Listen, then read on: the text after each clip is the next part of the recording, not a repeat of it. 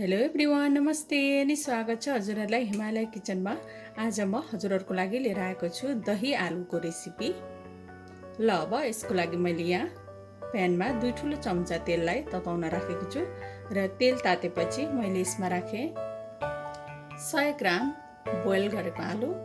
मैले सानो खालको आलु लिएको छु र त्यसलाई 2टा पिसमा काटेको छु। अब त्यसलाई राखेँ मैले।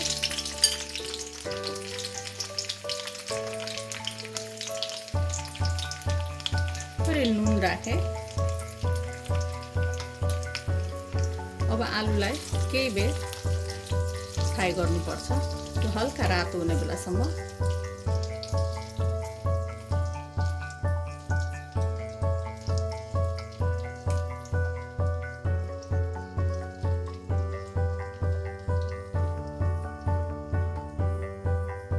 आलु केही बेर फ्राई भएपछि मैले यसमा राखेँ 1/4 चम्चा बेसार,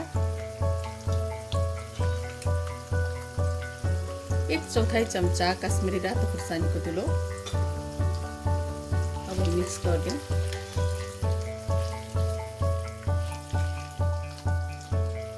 फेरि 1 मिनट जति यसलाई पकाउँ आलुलाई।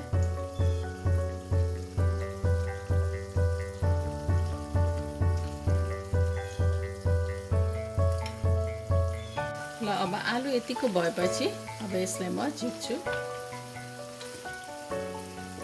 अब त्यही तेलमा मैले पुऱ्याएँ 1/4 चम्चा मेथी र मेथी यतिको भएपछि मैले यसमा पुऱ्याएँ 1/4 चम्चा जिरा, 1/4 चम्चा कालो जिरा, 1/4 चम्चा सुप, एउटा सुकेको रातो खुर्सानी। अब यसलाई चलाइदिउँ।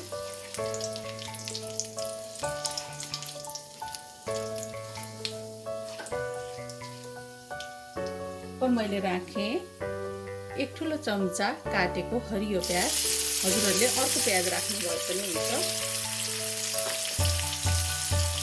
अब प्याजलाई हल्का केही बेर फ्राई गरौँ।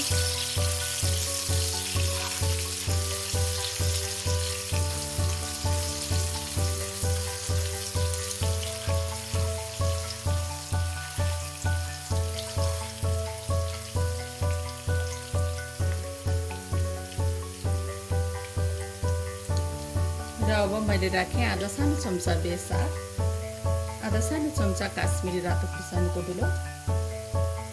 पिरो रातो धुलो खुर्सानी राख्नु भए पनि हुन्छ, हजुरहरूले आफ्नो इच्छाले।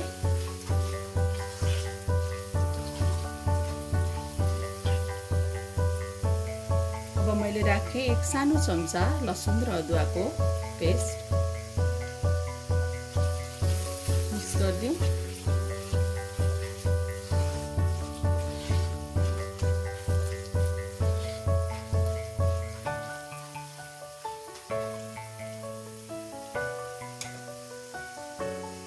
मैले राखेँ आधा सानो चम्चा जिराको धुलो।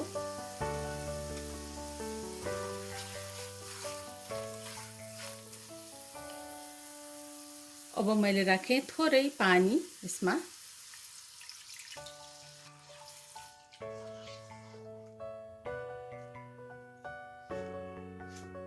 र थोरै नुन राख्दैछु म।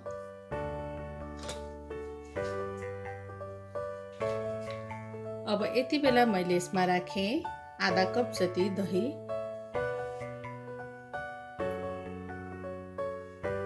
अब यो दही राखेपछि हामीले यसलाई कन्टिन्यू चलाइराख्नुपर्छ, यो उम्लिन नथालुन्जेलसम्म। हामीले चलाउन छोड्यौँ भने चाहिँ फेरि दही फाट्छ।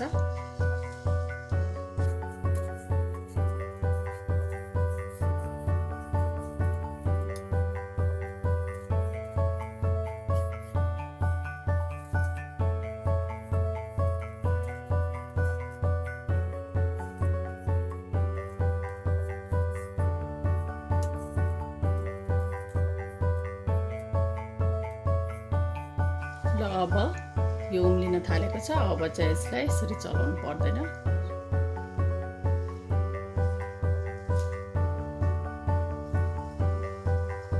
अब यति बेला मैले राखेँ अघि फ्राई गरेको आलु। र मैले फेरि आधा सानो चम्ची जिरा धनियाँको पाउडर र थोरै नुन पनि थप्दैछु म आफ्नो स्वाद अनुसार। थोरै हरियो धनियाँको पत्ता। अब यो पाकिसकेको छ आलु पनि, त्यही भएर यसलाई धेरै बेर चाहिँ पकाउनु पर्दैन। अब यसलाई छोपेर 3-4 मिनेट जति मिडियम हिटमा पकाउनु पर्छ।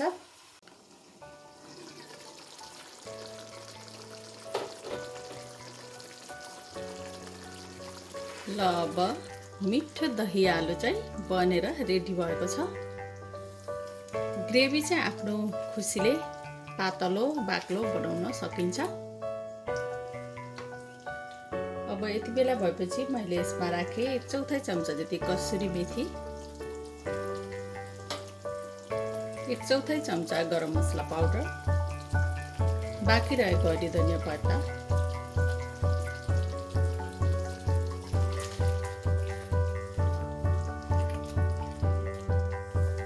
ल अब हाम्रो दही आलु सर्भ गर्नको लागि रेडी भएको छ।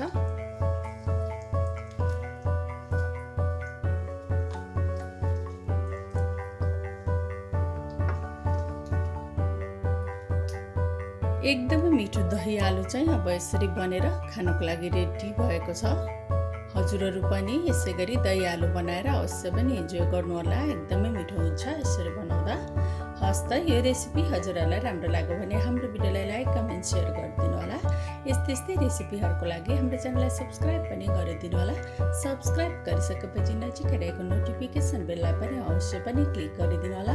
फेरि पनि यस्तै मिठो परिकारको रेसिपी लिएर आउने नै छु। हाम्रो भिडियो हेरिदिनु भएकोमा हजुरहरूलाई धेरै धेरै धन्यवाद।